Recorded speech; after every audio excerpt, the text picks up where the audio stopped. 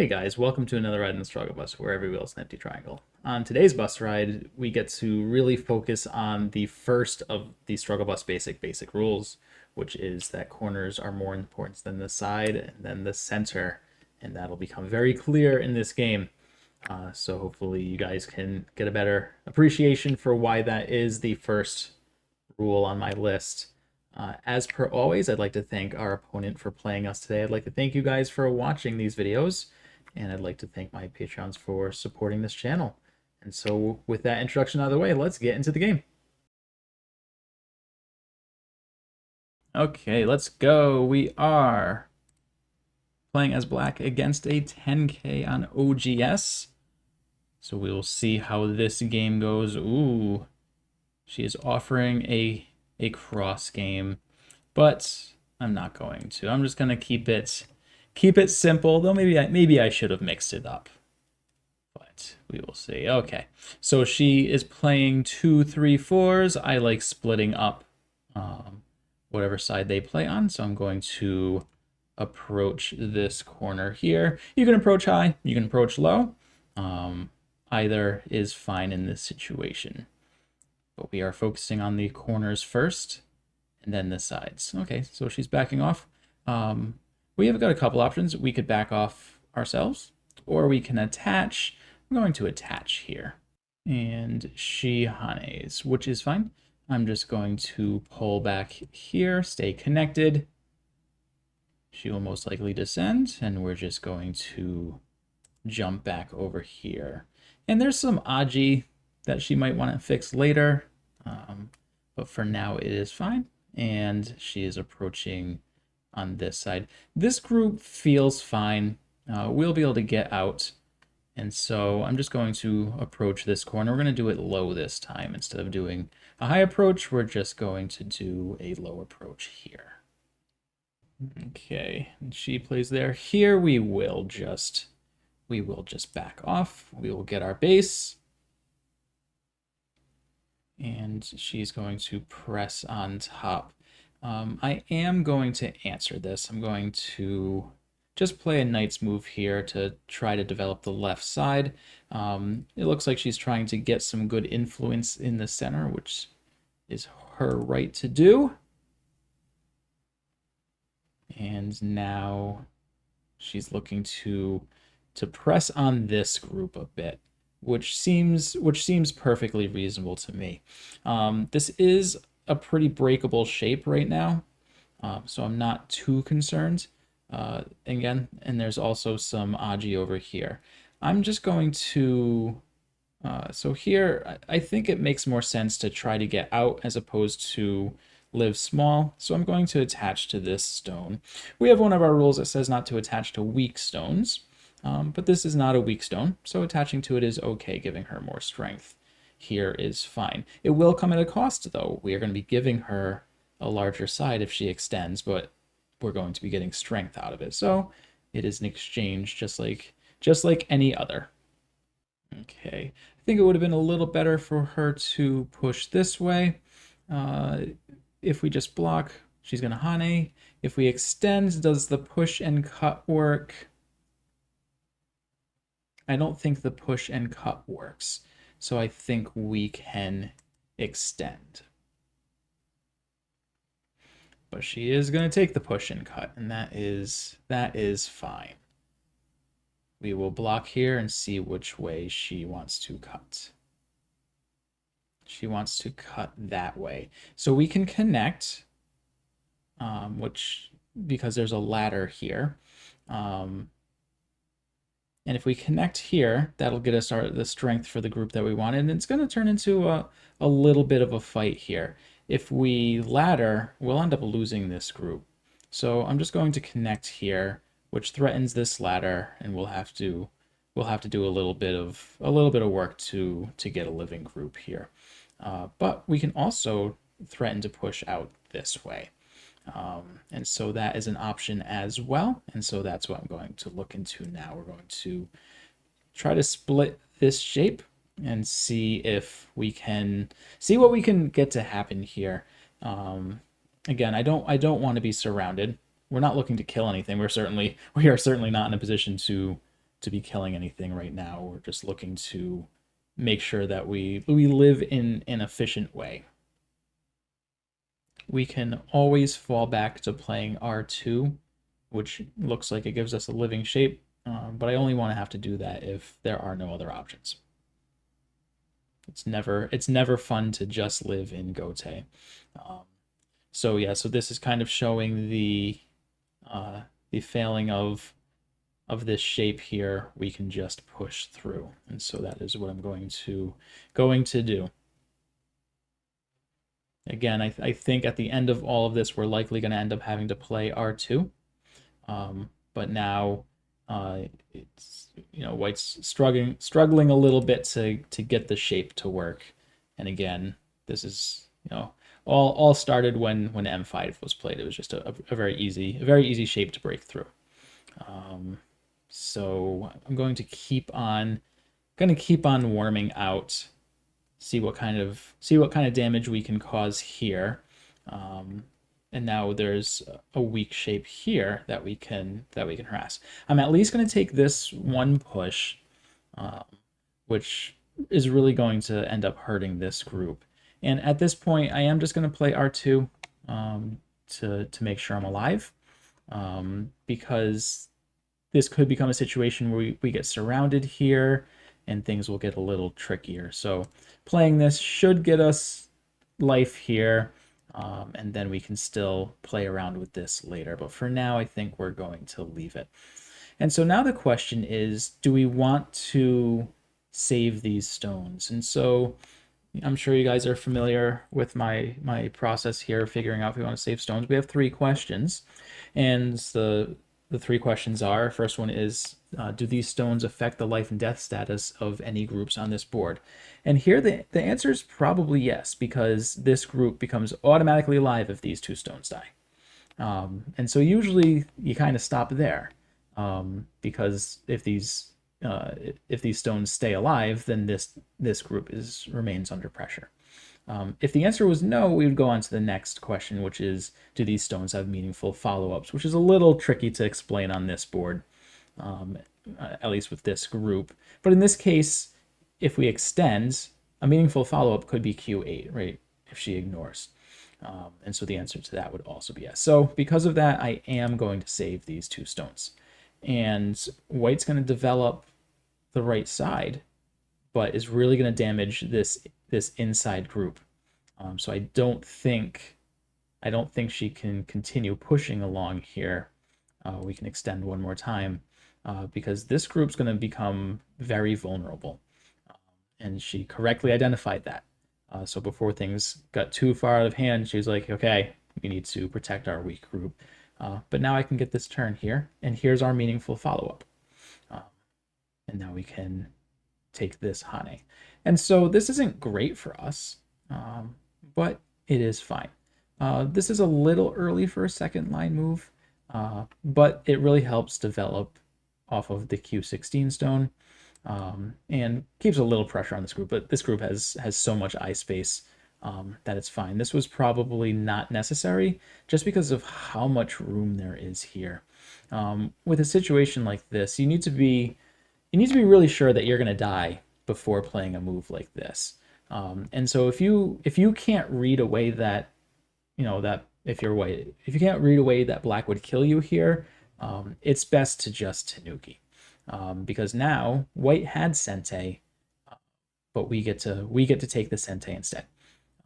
We've got 2 corners that we haven't done anything with, but the top side is larger than the left side, so because of that, I'm going to extend off of this stone. And this corner probably should be approached, right? This is the big potential of the board that's left is this one remaining corner. And then the top side's pretty big. And so I would expect white to do something on this area of the board. So let's see where she ends up playing. So she plays in the middle, which definitely breaks one of our rules. There are sides that are still open, and the center is just too tough to develop. With that said, it does help strengthen this group a little bit, but I think it would have been better to go after one of the sides. We still have this corner that hasn't been developed, and so we're going to extend off of that. And now that, all four corners are pretty much spoken for, we're really going to be focusing on the sides now. And now we have another very central move. So yeah, too many of these moves are turning into the center, and it's tough because the center is just it's so difficult to keep points there, because you have no walls. You have to build all four of your walls. As we're with the side, we already have a wall here, and so all we need to do is block here, and we're kind of actively building a very large side here. And you can see even just this area here is about 18 points, and this area here, even if she gets all of it, is really only about 12 points, maybe 15, and it'll be pretty easy to reduce this later in the game. And unfortunately, we have more central moves, and so in this case, we've got big potential on the right, and then the top is still pretty open. And I think in this case, I'm just going to play to grow the right side, and so I will play here. So now she's played g6. Looks like it's to block this group from coming out. But yeah, again, unfortunately, a very centrally focused move. And so looking at this, white has now played 1, 2, 3, 4, 5 pretty much stones that were solely dedicated to the center of this board.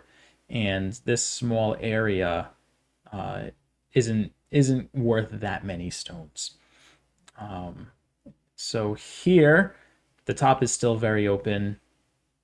This corner we could slide in, but I think we're just going to play somewhere up top and see if we can develop the top side now. The right is pretty well taken care of. It can still definitely be invaded, but it's not worth putting another stone into. The left side is pretty well firmed up. It can be reduced, but so the top was the last side to go after. So white does go after it. We will just block her from coming in this way and seeing if we can develop a territory here. And she's pressing in on the corner. We are just going to block to solidify our corner here. So at this point, we're pretty much just going to be protecting the areas that we have staked out. And so as she goes to reduce, we are just going to block, and our territories should be enough to win this one. And so I am going to go and take this corner. She's going to push in. I am going to connect. She has the Atari. She can actually have that stone. Playing here would lose a lot of points because she can come in. So what I'm going to do is I'm going to play here. And she does not take our stone, which I find a little odd. So I will more than happy to capture that stone. And we will connect. Again, we're just looking to fully secure our territory, and so all of this is fine. We will block her from going to the top, and we're just going to continue blocking all the ways that she is trying to poke in. So she is definitely going to get the entirety of the center, but it's just not going to be enough. And so this game is going to showcase why the first rule is the rule, where we care about corners and then sides and then the center. We will just connect here. And so at this point, we're kind of already in endgame. The center will be reduced. Some of the sides will be reduced, but there really isn't too much for me to do in this game. I'm not gonna do any wild invasions in here. I can just press in from the stones that are already pressing in, and I know that my sides and corners will be enough to get this one. So I will see you guys at the end of this game. Okay, so I guess I was kidding, because we are now faced with this interesting situation, which is something I know a lot of you guys get frustrated with, right? You're playing this game, you feel well ahead, and towards the end of the game, your opponent invades an area that you know they can't live in, but you just don't know what to do. So in this case, you just need to take a take your time and figure out what's going on. So she's threatening to cut here, but this group is independently alive, and this group is independently alive. Both of those groups are going to be able to live on their own. So we do not need to actively protect this cut. We can look at playing moves that are more aggressive because of our strength. So we can play a move that really looks to cramp her potential eye space. So in this case, I'm going to play Q18 because this is really going to stop any eye space that she's looking to develop. If she plays out this way, we can just undercut her. And if she plays this way, we can take the other direction away from her. And so no matter what direction white moves in here, we're going to be able to take the other direction away. And so she does take the cut, but this isn't going to work for white. We can just extend here, and we're always going to be ahead on liberties because now we can extend here, and our group has 3 liberties and she only has 2. And she's never going to be able to get ahead, and she's never going to be able to get more eyes. And so we can just take this Hane, and everything will be fine here. The important takeaway here is when there's an invasion that's this late, we don't have to worry about Joseki. This isn't a Joseki situation because with white already being surrounded is a completely different situation. So here, we're just going to descend to finalize taking away her eye space. When she cuts, we can Atari and extend. And she is going to run out of liberties before we do. Because we've got 4, she's only got 2, and we can connect here. Okay, so now I will see you guys at the end of the game. Okay, so here we're actually at the end of the game, and as you can see, it was a pretty big win. So let's take a look at the review and see where our opponent could have done better. Okay, so here we are in the review, and things started off fine. We approached high, she backed off perfectly fine. This is, I actually like this outcome for white. The only thing I don't like here is that both these stones are a little flat. You know, they're both on the 3rd line, but that's still fine. There's nothing really bad about that. We went and approached the other corner, and she played here. I think this is consistent with what she has on this board, so I think that is fine. This is the first move that I think is a little off. You know, it's a 5th line move, and 5th line moves pretty much are only for center, right? And so it's too early for us to be playing moves that focus on the center, right? You know, our first rule is corners and then sides and then center, you know, for that reason. And I think this game really showcases that. Seeing how many moves white ended up spending in the center for it to convert into not too many points. And so, you know, normally we'd be looking at either approaching, you know, this corner on either side, or, you know, an approach up here. This is what I'd be expecting for white to play on this board. You know, any of these typical approaches. This one's just a little high, and so we back off, and now we play another central move. But this one I do agree with. We just need to be mindful of the fact that, you know, we can't really say that these stones are connected. And so I would almost be treating this as just a blocking stone looking to get influence and not trying to connect up with this stone. But this does put a lot of pressure on black, so I do like this move quite a bit. Here, I would have preferred white to get out ahead. So it's clear, you know, once she played m5, this is an attacking stone on this group. And as I'm sure you guys have heard me, you know, say many times, when you're attacking a group, you need to be looking for where's your profit. And in this case, I think the right side is the profit. So if white extends here, she's looking to build a pretty large right side. By coming this way, it lets us get out ahead, but it does create a nice cut. And so if if I was truly following the rules, I probably should have connected here. So shame on me a little bit, because this invites a complicated fight, which I'm trying not to do with these videos.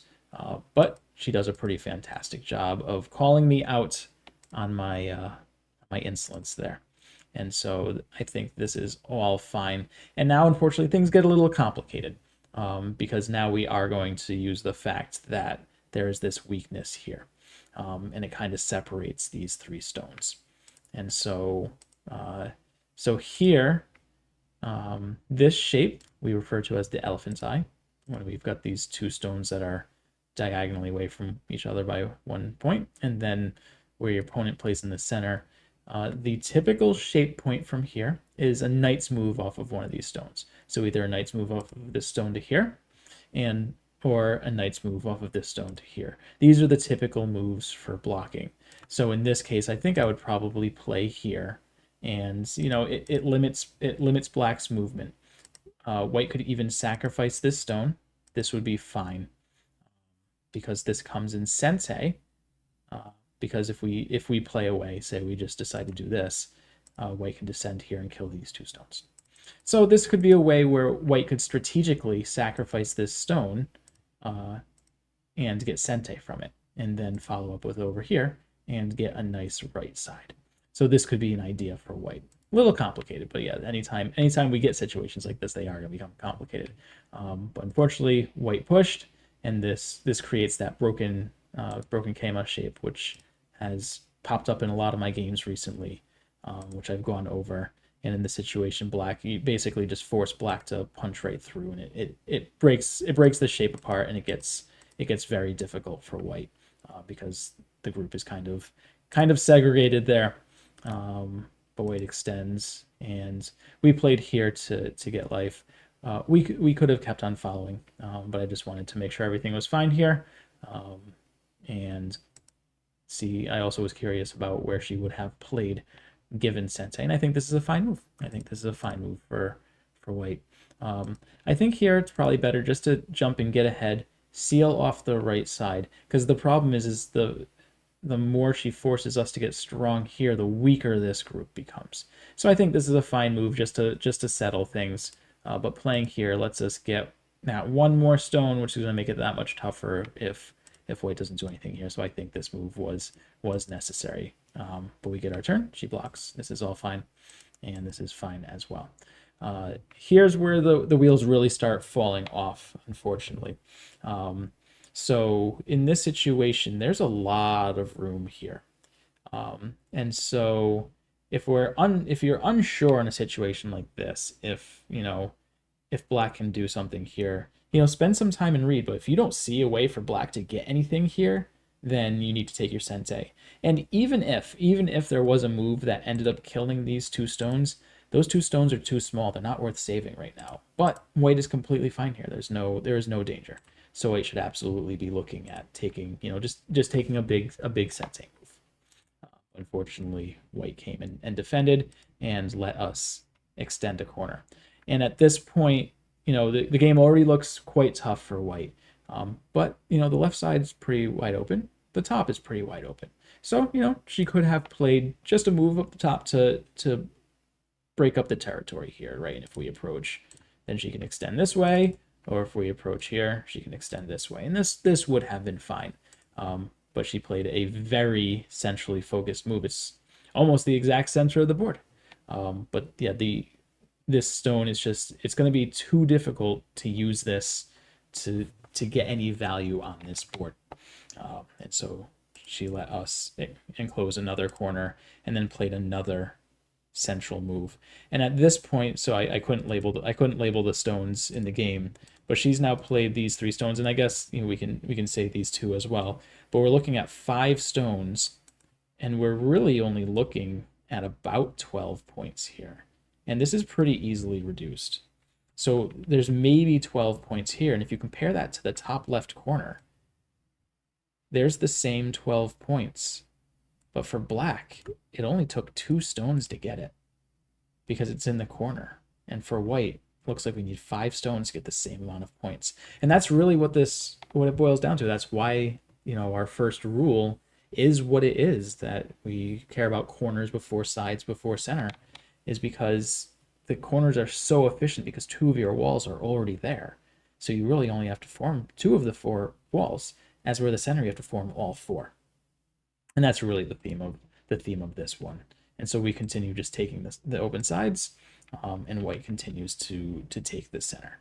And so unfortunately, that's really what this game came down to, was white trying to take all of the center as opposed to getting the sides, the corners and the sides. And so this just continues on, and white eventually does jump in the top, but it's much too late now. The game is pretty much set in stone at this point in time, since black has claimed the entire left side and pretty much the entire right side, and then has a pretty large area on the bottom as well. And so it's going to be tough for white to come back in this game, and you saw what ended up happening. And then there was the desperation move at the end when she played R17. And this is an important thing to go over, because I mentioned in the game, I know this frustrates a lot of people when they have to face a situation like this, because like you know that you should be killing the stone, but if it just feels so bad to mess up. But again, in this situation, we have two groups, and both groups, they're both just independently strong. Both of them can survive 100% on their own. So we don't need to connect here. Connecting would have been fine. White's still not going to live here, but we can find more forceful responses. And so, I didn't mention, I considered playing S16. This is also a very strong response, as well as Q18. And both of these just aim to take away any eye space that white could potentially develop here. Again, just connecting likely would have been fine, but there are a lot of situations where connecting potentially gets us in trouble, right? If you are prone to play this and then they back off and you need to block, and then all of a sudden you let them get this. Now it looks like they're almost alive, and these are the things that we want to avoid. And so that's why I just played this. So that is where we will leave this one today. Hopefully this was able to reinforce just how important the corners and the sides are, and that there's a good reason we keep the center till later in the game. So anyway, thank you guys for coming out for another ride in the struggle bus, where every wheel's an empty triangle. Have a good one, guys.